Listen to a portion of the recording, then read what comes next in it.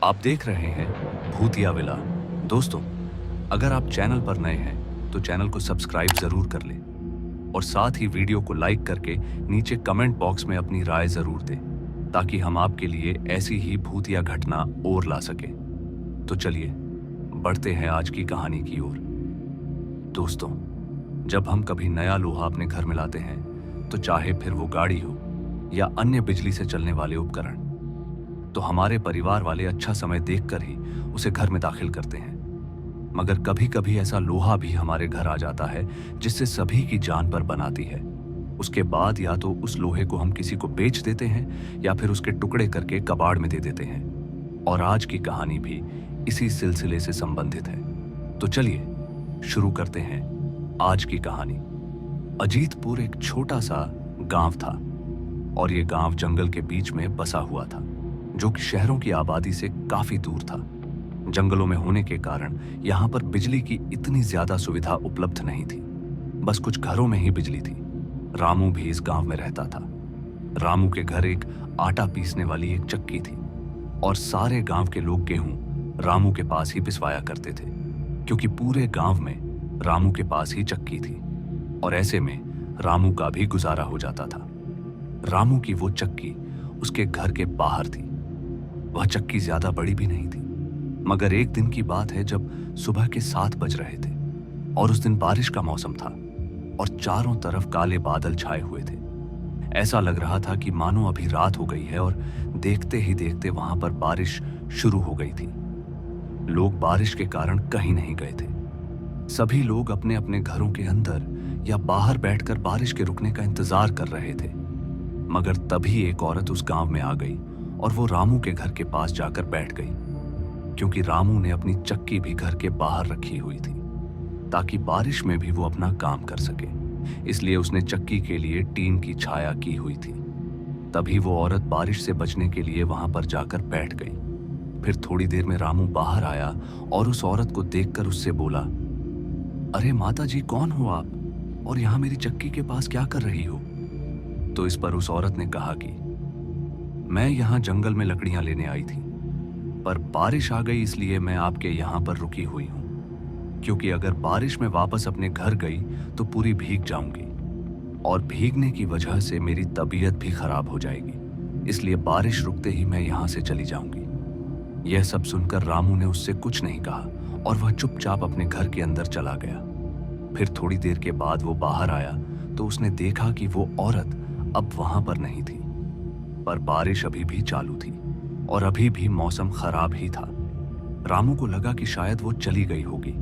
उसके बाद अगले दिन जब रामू ने अपनी चक्की चलाई तो वह इतनी जोर जोर से आवाज करने लगी जैसे मानो उसके अंदर बहुत बड़ी खराबी आ गई हो, और ज्यादा शोर मचाने की वजह से रामू ने जल्दी से चक्की बंद कर दी।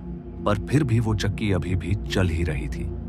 यह देखकर रामू कुछ देर के लिए डर गया, लेकिन फिर उसके बाद चक्की रुक गई।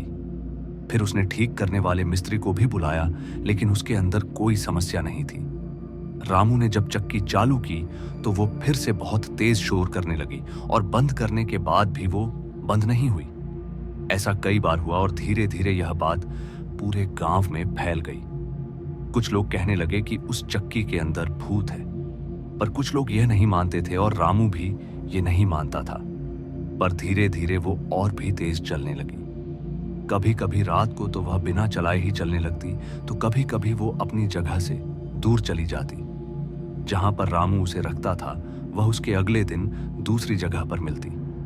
यह सब होता देख रामू ने उसके कुछ पार्ट्स निकाल दिए और उसे कबाड़ में रख दिया। उसके बाद बहुत दिन बीत गए और सब पहले की तरह नॉर्मल चल रहा था। पर एक दिन वह उस चक्की के पास गया और उसने जैसे ही उसके ऊपर से कपड़ा हटाया तो उसने देखा कि उस चक्की के सभी पार्ट्स लगे हुए थे और वो बिल्कुल ठीक थे और देखने में नई जैसी लग रही थी। यह देखकर रामू चौंक गया, क्योंकि उसने तो चक्की को लगभग तोड़ दिया था, तो वो अब वापस ठीक कैसे हो गई थी। रामू ऐसे देख ही रहा था कि तभी चक्की के अंदर से कुछ अजीब सी आवाज आने लगी। पहले तो रामू को वो आवाजें सुनाई नहीं दे रही थी, पर धीरे धीरे वह आवाज और भी तेज सुनाई देने लगी और थोड़ी देर में वह बहुत ही तेज हो गई और उस आवाज को सुनकर गांव के काफी सारे लोग वहां पर आ गए। सबने देखा कि यह चक्की बिना बिजली के भी चल रही है। यह देख वह सभी लोग एकदम से चौंक गए और कुछ लोग तो काफी डर भी गए। चक्की अब जोर जोर से आवाज भी कर रही थी, इसलिए बहुत से लोग डर कर वहां से भाग गए। अब रामू का भी डर के मारे बहुत ही बुरा हाल था और अब वो क्या करे, इसलिए उसने वहां खड़े गांव के बुजुर्ग लोगों से पूछा कि वो अब क्या करे। तभी किसी ने बोला कि तुम्हारी चक्की के साथ कोई अजीब घटना हुई है। ये सुनकर रामू को याद आया कि वो बारिश वाला दिन था और वो औरत बैठी हुई थी। तभी लोगों ने बोला कि वो औरत एक चुड़ैल थी और उसकी आत्मा इसके अंदर है।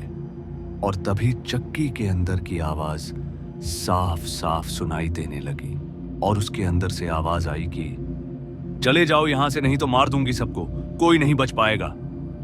ये सुनकर सभी लोग बहुत ज्यादा डर गए। तभी गांव के किसी आदमी ने बताया कि क्यों ना इस चक्की को हम दफना दें। ये सुनकर सभी लोग मान गए, लेकिन कोई भी उस चक्की के पास नहीं जाना चाहता था क्योंकि सब डरे हुए थे। तभी रामू ने बोला कि एक काम और कर सकते हैं। ऐसा बोलकर उसने चारों तरफ केरोसिन तेल डाल दिया और उसमें आग लगा दी, पर फिर भी उस चक्की को कुछ नहीं हुआ। फिर थोड़ी देर के बाद जब आग बढ़ी तो लोगों ने देखा कि वो चक्की वैसी ही है जैसे कि वो पहले थी। आग लगाने के बाद भी उसे कुछ नहीं हुआ और ये नजारा देख अब तो सभी लोग और भी ज्यादा डर गए, क्योंकि आग लगने के बाद उस चक्की की शोर करने की आवाज और भी ज्यादा बढ़ गई थी।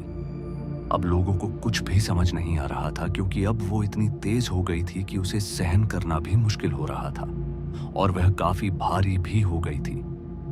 अब तो कोई भी आदमी उस चक्की के पास जाने से भी डर रहा था। कोई भी उसके आसपास नहीं जाना चाहता था। फिर लोगों ने उसे उसी जगह छोड़ दिया और अपने अपने घर जाने लगे।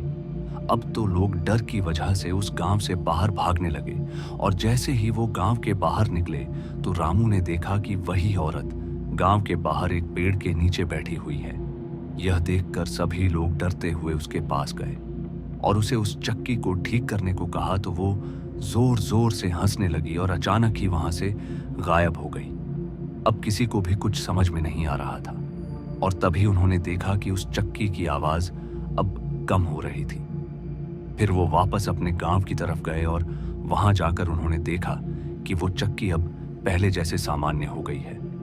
उसके बाद गांव वालों ने उठाकर उसे गांव के बाहर एक बड़े से गड्ढे के अंदर डाल दिया। उसके बाद से गांव में ऐसी कोई भी घटना दोबारा नहीं हुई और अब सब पहले की तरह सामान्य हो गया है। तो दोस्तों, आज की इस कहानी में बस इतना ही और मैं आपका दोस्त जल्द मिलूंगा एक ऐसी ही और डरावनी कहानी के साथ। धन्यवाद।